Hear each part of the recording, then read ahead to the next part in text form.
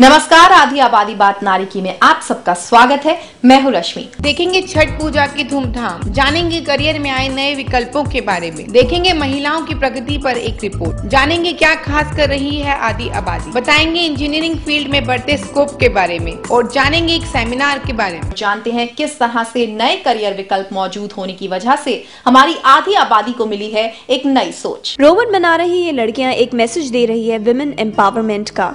अपनी मेहनत और डेडिकेशन से इन्होंने दिखा दिया कि वो किसी भी फील्ड में पीछे नहीं है, फिर बात चाहे इंजीनियरिंग की हो या मैनेजमेंट की। हर क्षेत्र में लड़कियां अपनी अलग पहचान बना रही है। ऐसे में आईटी इंडस्ट्री में लगातार हो रही ग्रोथ ने इनको एक सुनहरा अवसर दिया है इस फील्ड में आगे बढ़ने के लिए, जिसमें ये बखूबी अपना करियर संवार रही है। This is a project on the basis of robotics. We have just made a simple robo race robot which is used for the robo race. India is a developing country and we are the youth.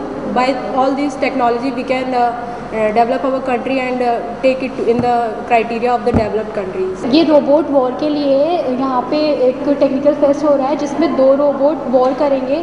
तो ये एक robot है और एक सामने contestant का होगा कि बहुत स्कोप है। रोबोट के थ्रू हम कुछ भी कर सकते हैं, मतलब we can use it in our daily routine life. आने वाले समय में तो फ्यूचर बहुत ही ब्राइट है, चूँकि लोग बढ़ रहे हैं, उनकी डिमांड्स बढ़ रहे हैं, तो उसके साथ साथ उसके जो ह्यूमन है उसकी कैपेबिलिटी बढ़ रही है, उसकी कैपेसिटी बढ़ रही है, तो उसके साथ हर चीज़ डेवलप कर रही है। Firstly, we were thinking the boys will be the engineers and the medical field is for the girls. But now it's not there. In the mechanical branch, there is the girls also. We are having girls in the mechanical branch also.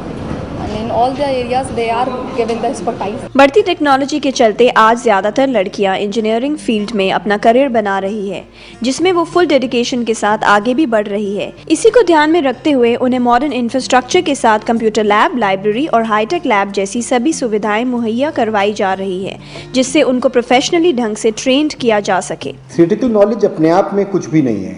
जब तक उसको practical knowledge नहीं होगी, उसने labs में समय नहीं बिताया होगा, जो प्रैक्टिकली जो इंडस्ट्रीज़ में काम करना है उनको विजिट नहीं करेगा या उसका एक्सपीरियंस नहीं होगा, तो he can not be a successful engineer. कोई भी ऐसी फील्ड अब नहीं रह गई है जिसमें गर्ल्स ये सोचना पड़े कि गर्ल्स के लिए उपयुक्त है या नहीं है। All the fields are now equally good for the girls also.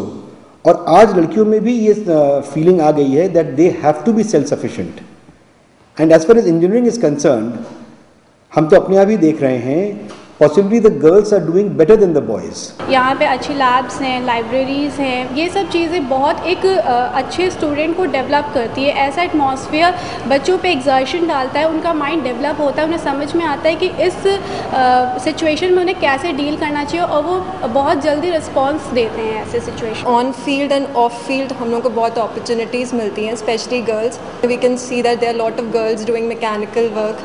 On field बहुत काम कर रही हैं और कंप्यूटर्स पे भी, इलेक्ट्रॉनिक मीडिया में भी जा रही हैं। हमारा कंट्री काफ़ी अच्छा कर रहा है इसमें, और आईटी इंडस्ट्री और भी डेवलप होगा। आईटी इंडस्ट्री जितना डेवलप होगा उतना हम लोग का रिसर्च का काम बढ़ेगा और आईटी का भी काम बढ़ेगा। तो उसमें गर्ल्स का यदि आप पूछ रहे हैं कि गर्ल्स के बारे, तो उन लोग पार्टिसिपेट कर सकते हैं, दूसरे भी आ सकते हैं।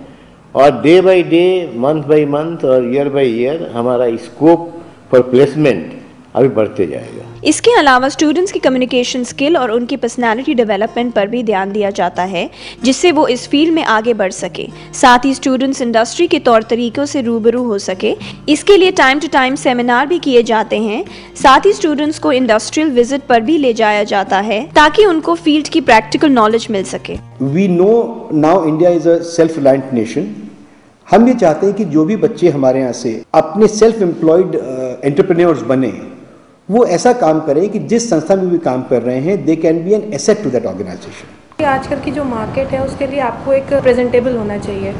नॉलेज के साथ साथ नॉलेज कितने अच्छे तरीके से आप उसे प्रेजेंट कर सकते हो, इसके लिए हमारे यहाँ पर्सनैलिटी डेवलपमेंट क्लासेस चलती हैं और डेमो इंटरव्यूज़ वगैरह यहाँ पे हम प्रोवाइड कराते हैं ताकि बच्चे उससे अच्छे से फैमिलियर हो सकें। थ्योरेटिकल नॉलेज के साथ साथ प्रैक्टिकल नॉलेज बहुत आवश्यक है।